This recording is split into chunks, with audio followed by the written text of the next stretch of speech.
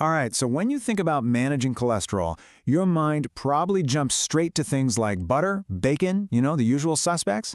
But what if I told you the real troublemakers might be hiding in plain sight, even in foods you think are good for you? Well, today we're going to uncover that truth. So that leads us to the big question, right? Are some of these healthy foods secretly messing with your cholesterol? We're about to dive into some really surprising stuff that could be impacting your levels, and you wouldn't even know it. So yeah, think of this as a little myth-busting adventure through your kitchen and maybe even your favorite takeout spot. Okay, before we get into the specifics, let's just make sure we're all on the same page here. When we say something spikes your cholesterol, what are we really talking about? Well, there are two main villains. First, you've got saturated fat. That's the stuff that pushes up your bad or LDL cholesterol. Then, there's the really nasty one, industrial trans fat. This stuff is a double whammy. It jacks up the bad LDL and it knocks down your good, protective HDL cholesterol. So those are the two culprits we're going to be on the lookout for today. All right, let's open our first case file. We're looking at the so-called health foods. The ones that have this glowing reputation, but when you look closer, especially at cholesterol, they might not be so angelic after all. And our first suspect is coconut oil. I mean, this stuff has been everywhere, right? It's been hailed as this amazing superfood, good for everything from weight loss to you name it. A lot of people have made the switch, thinking it's just a healthier choice, but is it really? And this is where that superfood halo starts to slip. You're probably thinking, hold on a second, I thought this stuff was good for me. And I get it, but the actual science, the controlled studies, they tell a different story. It's packed with saturated fat, and that can push your bad LDL cholesterol levels up, especially when you compare it to other plant-based oils. So here's the practical takeaway. If coconut oil is your go-to for daily frying and cooking, that's where you might run into trouble. A really smart swap, make something like extra virgin olive oil or canola oil your everyday workhorse in the kitchen. That doesn't mean you have to throw out your coconut oil, just think of it more like a specialty ingredient, perfect for adding a specific flavor here and there, but not for everything every single day. Okay, case file number 1 is closed. Now let's move on to our second investigation. This time we're going undercover to find those sneaky industrial fats. The ones hiding in processed foods where you really have to read the fine print. Ah, yes, the pastry problem. Look, we all know that a packaged donut isn't exactly a health food. But the issue isn't just the sugar. The real problem, cholesterol-wise, is what they're made with. A lot of these packaged sweets, cookies, and baked goods use partially hydrogenated oils, which is just a fancy term for trans fats. Or they load them up with saturated fats like palm oil. Why? To make them last forever on the shelf. So what can you do about it? It's time to become a label detective. Before you grab that convenient box of cookies, flip it over. If you see the words partially hydrogenated oil anywhere, just put it back. That's your red flag. A much better move is to reach for whole grain snacks, a piece of fruit, or hey, even bake your own stuff. That way, you're in total control of the ingredients.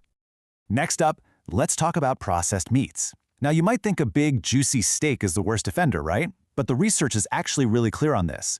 Things like sausages and bacon are very strongly linked to a higher risk of heart disease. It's because they're just loaded with saturated fat and, of course, tons of sodium. And the good news is, the swap here is super straightforward. Instead of making sausages, bacon, or a lot of deli meats a daily or weekly thing, just don't. Think of them as a sometimes food. For your regular meals, shift your focus to lean, unprocessed proteins. We're talking chicken, fish, or hey, there are so many amazing plant-based proteins out there now. Okay, let's talk about eating out, which can feel like walking through a minefield sometimes. There are two big traps I want to highlight. First, deep-fried anything, especially from fast food places. But the second, and maybe more surprising one, is rich sauces. You order a beautiful vegetable curry thinking you're being healthy, but the sauce is made with tons of full-fat coconut milk, palm oil, or ghee. Suddenly, the sauce is where all that saturated fat is hiding. But you can totally navigate this. Here's how to order like a pro. First, always scan the menu for words like baked, grilled, or roasted instead of fried. And with those sauces, don't be afraid to ask questions. See if they have a lighter tomato-based version. Or if you really want that rich, creamy curry, just ask for a smaller portion or get the sauce on the side. All right, it's time for our final case file. This one is all about rethinking some old enemies. These are the foods that have been on the bad list for decades, but let's see what the latest science actually has to say about them.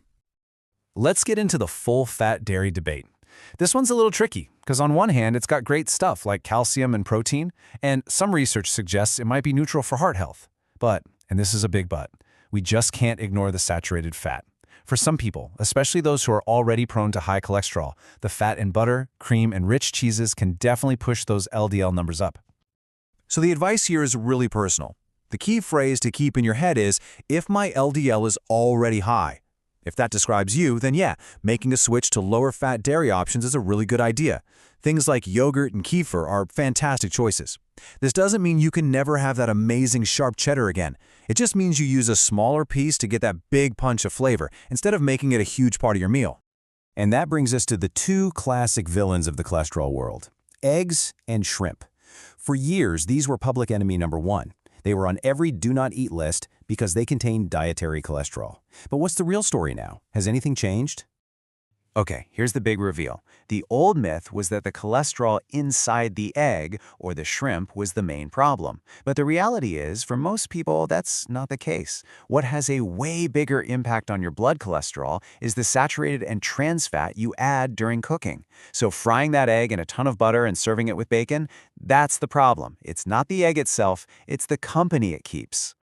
Wow. Okay, so we've busted some serious myths and shined a light on a few surprising culprits.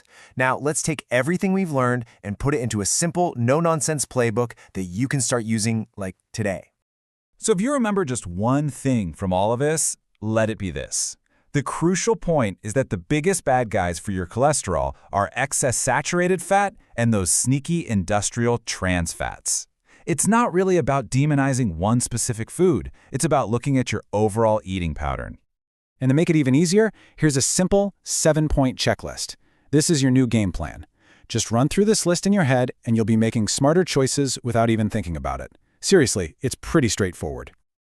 We have covered a lot today, haven't we? From coconut oil to those creamy curries.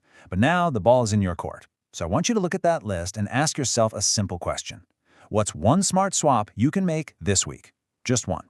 What's the one small change that feels totally doable for you right now?